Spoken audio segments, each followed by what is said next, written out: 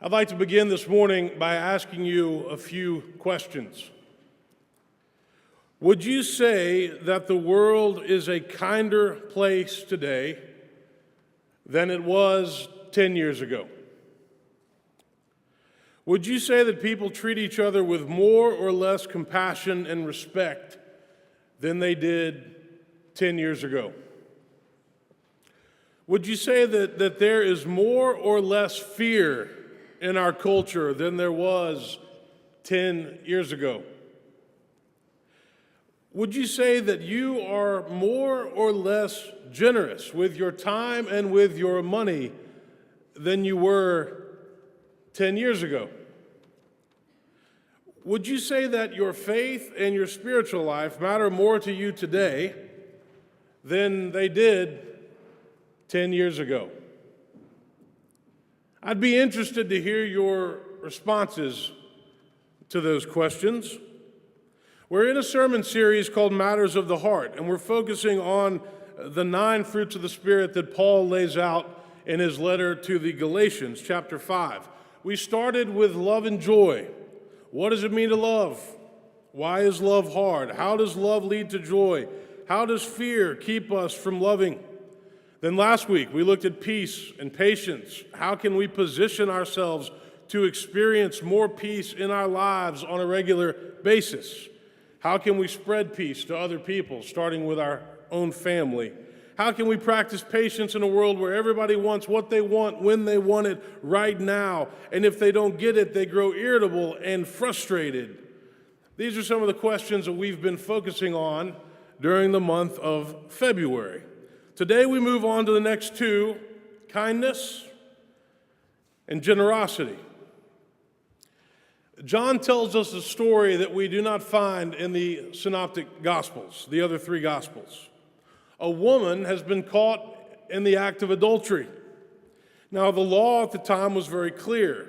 Adulterers were to be put to death by stoning, which was a brutal form of execution, very public, very painful, very shameful.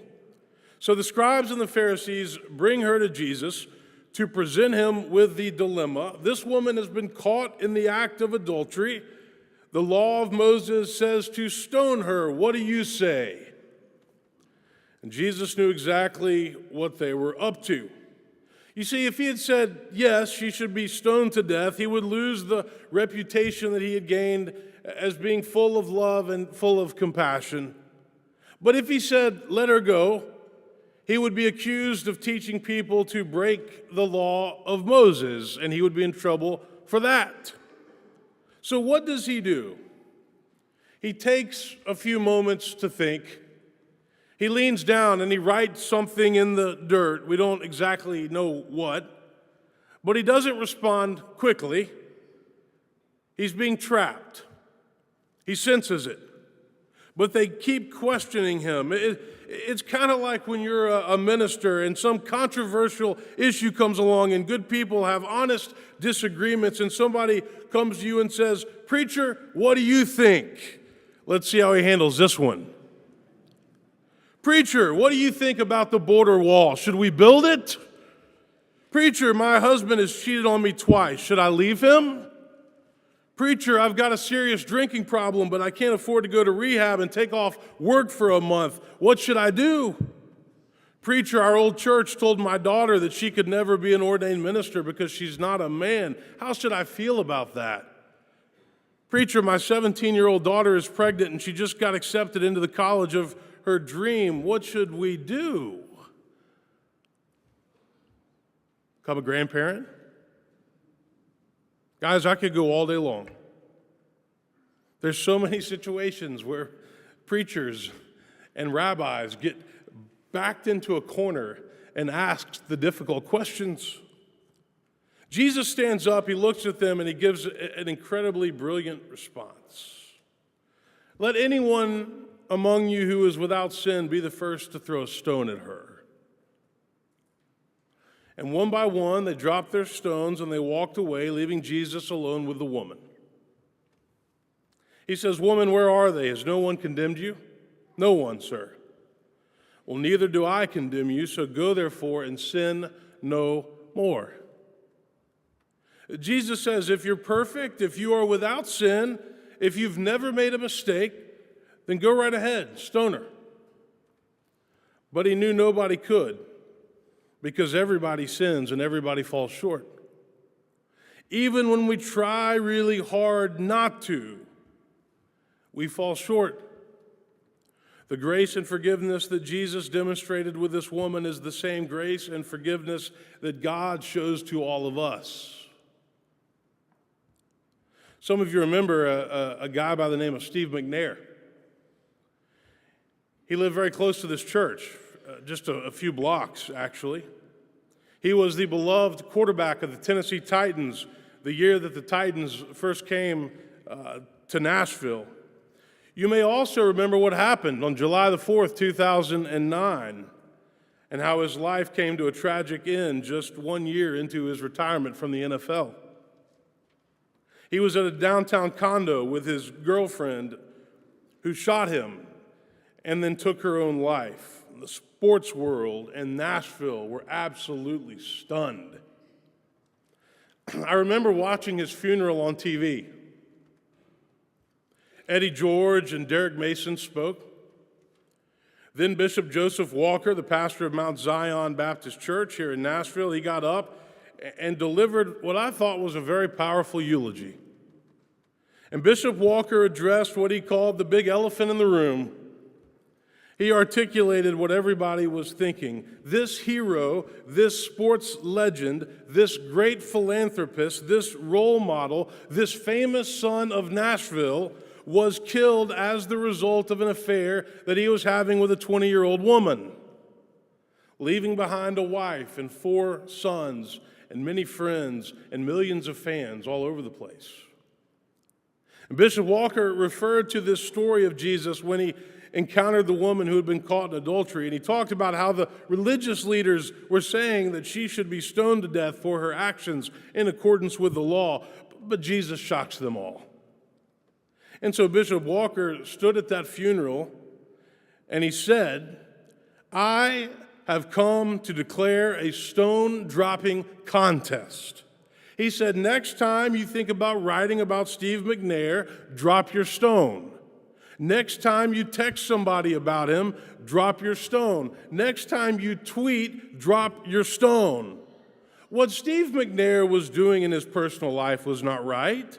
It was wrong. It was irresponsible. It disappointed many, many people, especially his family, and it ultimately ended his life. But I do think that it's time for many people in our society and many people inside of the church to drop their stones and to practice forgiveness and compassion. We all sin. We all need forgiveness. We all need new beginnings. And Christ offers that. And so we should accept that and then go and offer it to other people. So what does it mean to be kind to others? I think a lot of people in our culture have forgotten what it means to be kind. I like what Paul writes in his letter to the Ephesians, our second reading this morning, which is basically an epistle that was written from prison in Rome as a letter of encouragement for the Christian life. First, he says this, putting away falsehood, let us speak the truth to our neighbors. Tell the truth. One of the kindest things that we can do in life is simply tell the truth. Not just some of the time, not just when it's convenient for us, but all of the time. It also means not perpetuating gossip that may or may not be true. People will make things up and then pass them along as though it's the truth. And if it's not the truth, it can go and do a lot of damage. I don't know what's going on with this guy in Chicago, but he's being accused of staging a hate crime. If that's true, it's very troubling. There are enough hate crimes in our culture already. We don't need to stage any new ones. Tell the truth. Veritas. Seek the truth. Live the truth. Search for the truth. Second, when trying to be kind to other people, don't act out in anger. Whenever we are angry, we usually say and do things that we regret. Paul says, be angry, but do not sin. Do not let the sun go down on your anger. Paul is acknowledging that we will experience anger. What he's saying is, don't let your anger drive you to do something that you will regret. Yes, you will have anger. Yes, you will be angry, but don't act on it and do or say something that you can't take back. Andy Stanley is a pastor in Atlanta, somebody that I have respect for. He founded the North Point Church that now has lots of campuses all over the country. But Andy wrote a book called Enemies of the Heart. And in that book, he talks about 4 negative emotions that often control us, and not in a good way: guilt, anger, greed, and jealousy. And when it comes to anger, he says this: the root of anger is the perception that something has been taken, something is owed to you, and now a debt-to-debtor relationship has been established. We get angry in life when we don't get what we want. Let me say that again. We get angry in life when we don't get what we want. Andy Stanley says, show me an angry person and I will show you a hurt person. And that person is hurting because something has been taken. Someone owes them something. If nothing else, an apology. Think about it. We get mad in life when we don't get what we want, but nobody ever said that life was fair, and nobody ever said that we should get everything that we want. To be kind, we must acknowledge that we will experience anger, but we can't act on it. We can't let it control us. We can't let it overcome us and overtake us. Third, in order to be kind, we must work to build other people up, compliment them, encourage them, praise them. John Maxwell, I love what John Maxwell says over and over again. He says, how do you know if someone needs encouragement? He says, if they have a pulse, they need encouragement. Paul says, let no evil talk come out of your mouths, but only what is useful for building up as there is need, so that your words may give grace to those who hear. Some of you are familiar with Gary Chapman's now famous book called The 5 Love Languages. I wish I had written that book. Donovan, why didn't you write that book?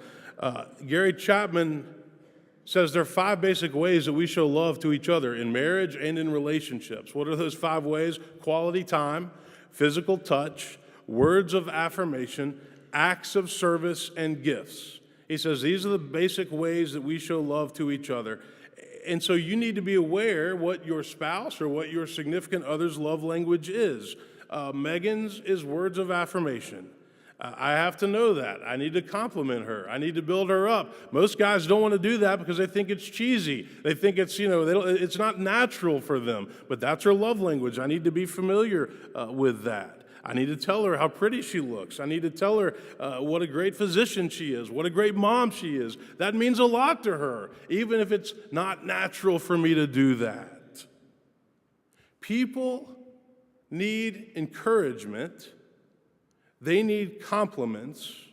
Kindness involves building people up on a regular basis. But that takes effort and that takes intentionality. This guy, John Gottman, out at the University of Washington, he says, just like we got 5 love languages, there are 4 things you got to avoid in your marriage. 4 things you need to avoid in your relationships. Criticism, defensiveness, which is usually the result of criticism, stonewalling, and then the worst of the 4 is contempt, because that will make a relationship toxic before you know it. Lastly, kindness involves forgiveness. Now, I talk a lot about forgiveness.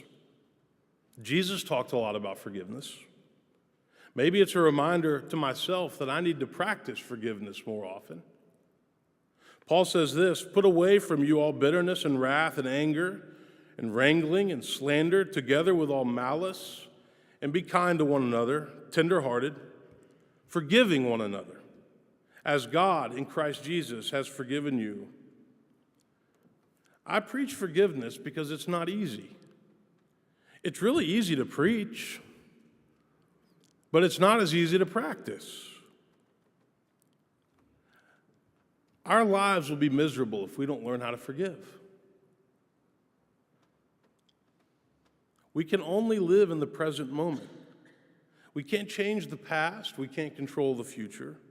We can learn from the past, but it's really, really hard to be kind to somebody if you're constantly thinking about something that they did to you in the past, and you keep bringing it up over and over and over again. I'm not saying that you excuse what happened or you say it's okay, but who wants to live in a world where your past mistakes define you? Lots of different people in politics are learning this right now. But does anybody here want to live in a world where your past mistakes, whatever they are, define you for the rest of your life? When we learn to be kind in life, it naturally leads to generosity, because being kind and selfish do not go well together. When we are kind and when other people are kind to us, it causes us to be generous with our time, to be generous with our talents, to be generous with our money. David Brooks is somebody that I enjoy reading. It's not that I always agree with what David Brooks says, but I like a lot of what he has to say. And he's been tracking the challenge of social isolation in American culture for the past, 3 or 4 years. And he wrote an op-ed this past week that appeared in the New York Times where he talked about, and by the way, I want you to know I read the New York Times and the Wall Street Journal before any of you start wondering about that. I read both of them. But the op-ed talked about an idea that he launched at the Aspen Ideas Festival last summer. And he said, we've got a big problem in our culture because every year 47,000 people commit suicide.